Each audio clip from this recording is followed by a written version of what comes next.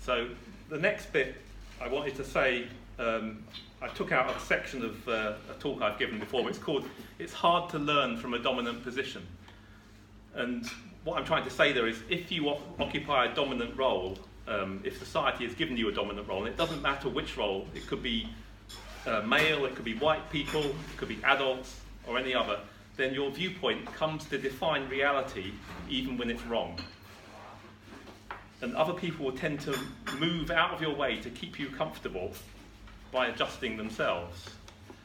And the appearance of reality gets distorted for your convenience, and you stay unaware of your dominant role. And in this particular case, we men don't understand how hard sexism has been on girls and women. We find it hard to listen to women about this, partly because we would have to face what we've done. And it's not easy to face when you've caused harm.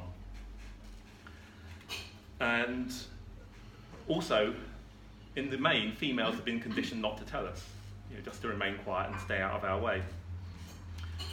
And it leaves us in a position where we don't learn. So somehow we have to change that. We have to get more curious, and maybe you could inform us more, and we have to get good at listening without snapping back. So underneath the confusion that was kind of put in our minds by this cycle of male domination, we do want to stop being the problem and start being allies. And so I'm sure there are many, many ways in which men can be allies to women, but a few I've listed here are learn about the history of the oppression of women, listen to women in our lives about how sexism affects them personally in the present, and ask women to explain how my first person singular, my sexism affects them. And those things are simple, but they're not necessarily going to be easy. It's hard to, as I was saying earlier, it's hard to face what's happened because we have to face our part in it.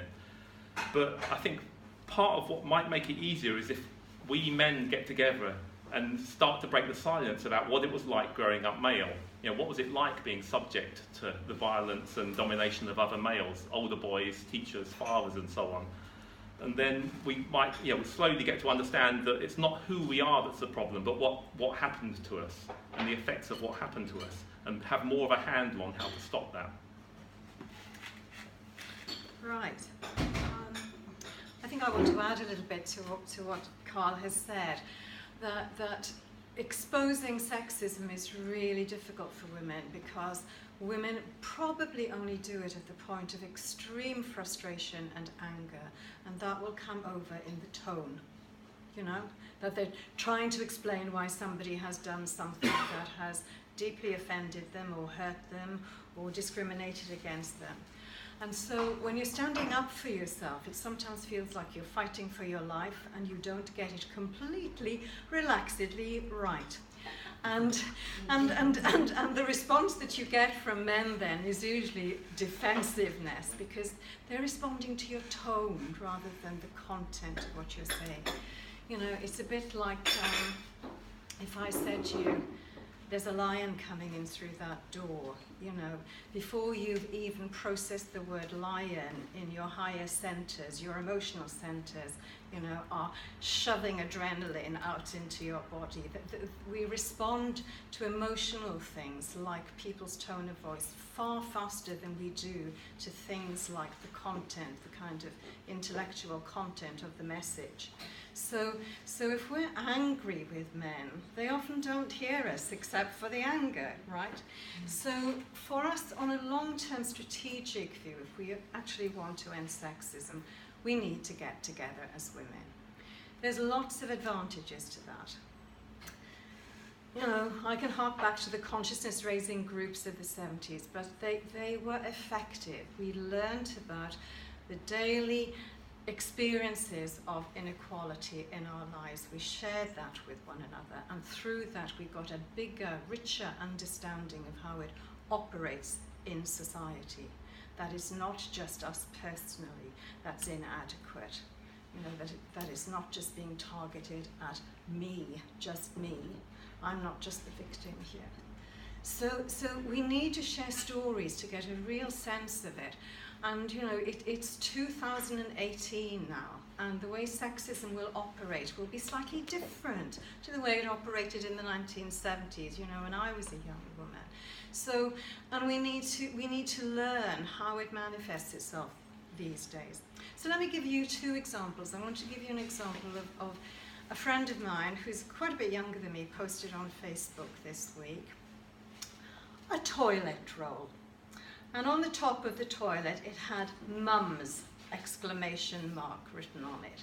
Now, this was the frustration of my friend living with her 2 teenage sons and husband, and nobody changes the toilet roll in the bathroom except for her. So she's decided to have her own toilet roll. And you know, the comments and everything on Facebook range from funny to being sad to being a bit despairing. But the thing is, what is it about that relationship in that family that means that she's got to take such drastic action that nobody hears her when she says, "Why am I the only one to do this job? Clearing, you know, the spent toilet roll and putting a fresh one in." No, they're just dumped, they're just left. And, you know, I'm asking you, what do you think needs to happen in a situation like that? This is an act of everyday sexism. You know, I don't want to blame anybody in telling you this tale, but I want you to think about, how would you make that situation better? And in a situation where you are one female with 3 males who think it's her job, right? So let's have a think about it. And the second place relates to the workplace. And I'm going to quote a little study here. Both men and women exposed to acts of sexism notice and accurately report the behaviour, the sexist behaviour. Yet men are less likely to label it sexism. They are more likely to label it, but that's the way he is. That's his personality, right? Or generally, but oh, that's men for you, right? Now, that behaviour, when it comes disrespectfully at a woman, it's going to be sexism. If she's a white woman, she'll experience it as sexism. If she's a black woman, she'll probably experience it as racism and sexism, right? Because anything that we do to one another that is communicating disrespect or disregard of our struggles being that person in society, it's actually going to come over experientially as sexism or racism, whatever.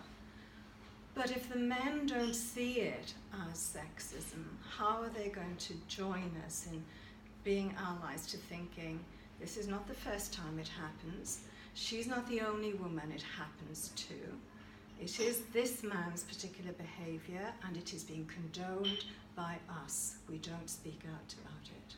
So I'm suggesting too that one of the things that needs to happen in the workplace is that women need to get together.